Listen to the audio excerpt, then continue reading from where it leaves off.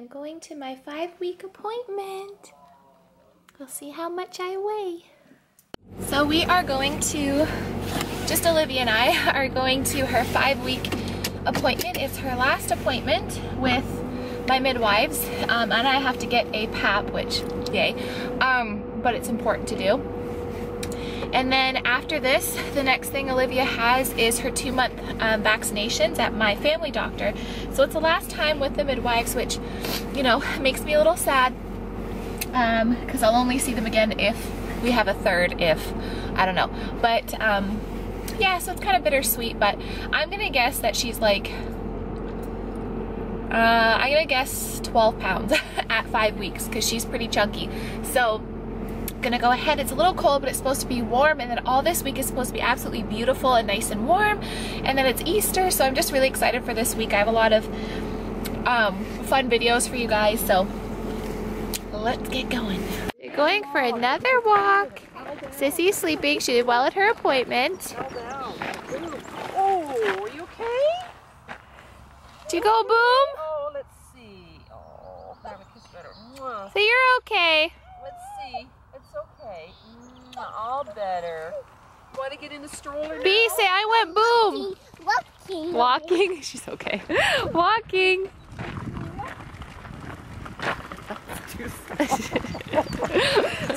Hey guys, so I'm back from the midwife's office. It is 10 to 2. Blake just went down for a nap now because she was watching a bit of Sesame Street. And we had a late lunch because my mom and I went for a walk, as you guys saw.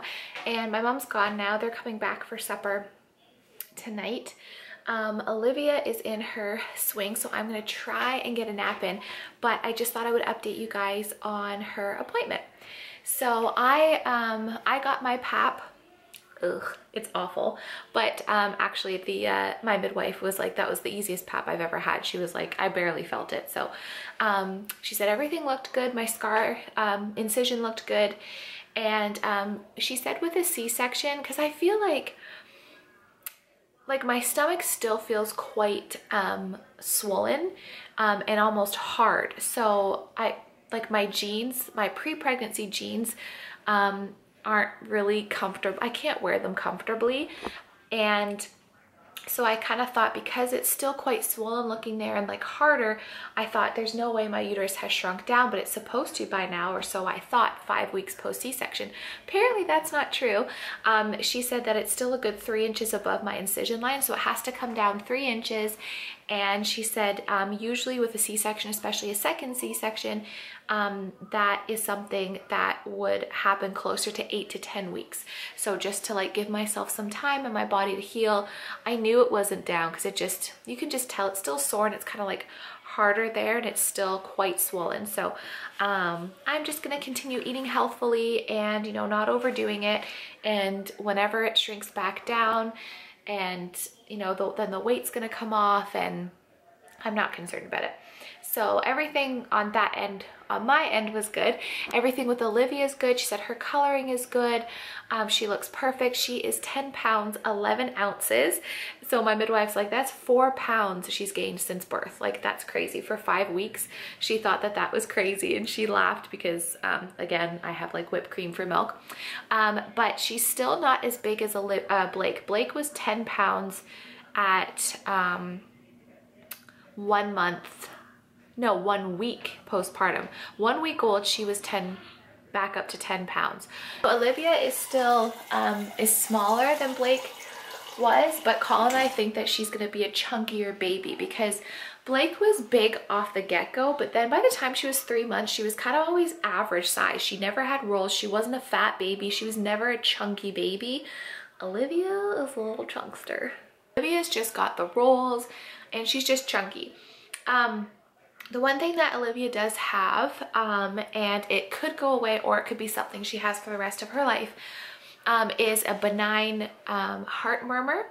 So basically, it's just there's a valve in her heart that it's supposed to open and close, and it does open and close, but sometimes it'll stay open a little longer, and then you hear an extra sound other than the lub-dub of their heart. And in a minor cases like hers, it won't affect anything. It won't affect her breathing, her health, and there's lots of people and lots of babies out there in the world that have benign heart murmurs. So my midwife said, if Olivia didn't have the extensive amount of monitoring and x-rays and ultrasounds and MRIs and all that stuff, because she was born early and with me having the fetal maternal hemorrhage, she said she would have sent us off just to double check that the chambers of her heart were okay and working, just as a precaution. But she said the fact that she had all those monitors and none of the professional doctors were concerned or even brought it to our attention, she said she's not worried about it. She said it is minor, it might go away, or she might have it the rest of her life. She said it's not affecting her. Just kind of keep it in the back of your head that she does have that. Bring it up at your following appointments, and like my family doctor will check in with her. And I even asked about a pediatrician, because in Canada you don't just get a pediatrician, I said that funny, pediatrician. You can request one. However, it's more for in Canada if your baby is sick or has like is born with some sort of illness or something, abnormalities, what have you, then you would get referred to a pediatrician. Olivia, she said I could have her as a lady just drove by and was like looking in the window at me filming myself. She said we could request a pediatrician if we wanted, due to her history, but she said I personally think she's fine just to see your family doctor, because she's fine. Like, she doesn't have there's no reason for her to see a pediatrician. So I know I keep saying that funny. I think I'm saying pediatrician. Anyways, it's my Canadian accent, folks. God, I'm tired. Can you tell I'm sleep deprived? I'm just like I'm a little derpy these days. So I don't know. I don't know if we're gonna do that. Like, we probably would get in with a pediatrician in like our nearest like city where she was at the hospital for a little bit, but I don't know if it's really necessary, but I think it would be nice because they're a little bit more in depth. So I don't know. We might think about that. Not that I don't like my family doctor, I do, but it's just nice to have that little bit of extra, you know what I'm saying? And the reason we don't get that extra automatically in Canada is because the government pays for all of our healthcare. So, excuse me, obviously, government's not gonna pay for something that they don't see as necessary. So that's why. But anyways, that's just her little update. I can't believe she's 10 pounds, 11 ounces. Like, that's crazy. She's doing very well. And yeah, she's starting to fuss now, so she probably just wants mommy to hold her, which is fine. I will do that. But yeah, I'm just gonna chill the rest of the day, to be honest with you, and I'll talk to you later. I'll show you what we're having for supper.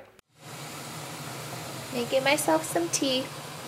So I did get a little bit of shut-eye. I would say, sorry if the camera's bouncing, because I'm trying to bounce this little one. I think I got like 20 minutes, no, how about half hour, 40 minutes or something like that. So I do feel better. I'm just gonna have a tea, and then I'll show you guys some activities that I got from Amazon for Blake. They say they're for ages 4 and up, and she's only 21 months, but the one set of flashcards is words, and she got all of them. There's 54 different words. She got 50 out of 54, and she's 21 months. So it's never too early to start, and I'll show you guys us doing an activity. This poor little nugget has gas. I feel so bad. It'll get better, baby. It'll get better. Okay, so these are the activity cards. There's one right here that's colors and shapes. I got this off of Amazon. So obviously you can see it's got like a blue square and a purple diamond and stuff like that. So she already knows her colors, but we need to work on shapes. So that's the first one. Bear with me, I'm holding a baby. That's why I have my camera on the tripod. This is the first word. So it has words like duck and leaf, kite, cow, umbrella, sun, square. And like I said, she knew most of those. So that's really good. And then to work on our alphabet, we got this alphabet one. So it says like A for apple, Z for zebra, and all of that stuff. O for octopus and stuff like that. And she actually really liked this. She found it fun. So I can link where I got those down below. And then we were doing some coloring earlier. So for example, this is like D, so you can trace and write the letters, and it says like D for dog, drum, digger. So she can trace the letters and stuff like that, and it's all basically goes through the entire alphabet. And there's one for numbers, trace and write the numbers and stuff like that. So this is really cool. I'm super excited to do this with her because she's so smart, and I just want to, like, I don't know, get her involved in more crafts and activities. And to me, like, there's no, I think the reason that like Blake has such a good vocabulary and stuff like that is because when you have a baby, like, I literally talk to her like an adult, and I told, like, obviously not, I don't involve her in adult conversations or teach her, like, you know, bad words and stuff like that. But obviously, but what I mean is I talk to her like, you know, I'd say, okay, we're gonna go downstairs now, and this is, mommy's gonna put the toaster in, or the toast in the toaster, and now I'm making eggs. And like, even when she was like 2 months old, 3 months old, and I read to her from like 3 months old on, at like, I would say at least a couple books a night. Now we're up to like 4 or 5 books every single night. And even my brother, when she was a year old or a year and a half, he bought her a book on the solar system. And now I can, like, there's the pictures of all the planets on the back, and I'll say, where's Mercury? She points to Mercury, and I'll say, which one's Saturn? And she points to Saturn, because they soak it all in. So even if you don't have time to, like, and I'm not an expert, by the way, I'm just giving my opinion. Even if you don't have time to sit down and do stuff like what I got for Blake, just talking to your kids and explaining everything to them. Like, when we go outside for a walk, we say, look at the wind, see it blowing the leaves in the trees. What color are the trees? And then she'll say green. And now she knows what wind is, and like the breeze, and she knows leaves. And we say, oh, this is a stick. That's for, those are for the puppy dogs. But and that comes off the tree, like a branch of the tree. And like, I talk to her about everything. My mom and I always say we get like blue in the face and we're exhausted by the end of the day because all we do is talk all day.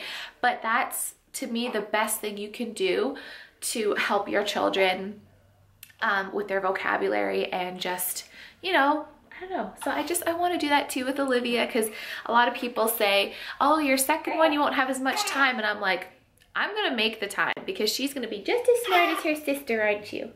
Aren't you? So yeah, that's just my little opinion for the day. Good job. Blakey's doing laundry.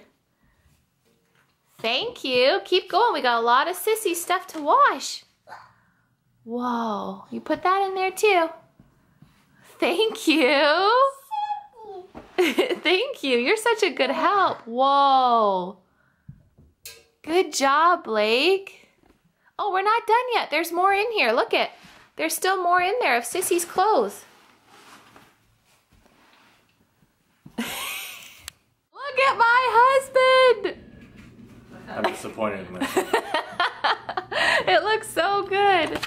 He surprised me. He came home and was supposed to just get a haircut. And look at this face. He is so different.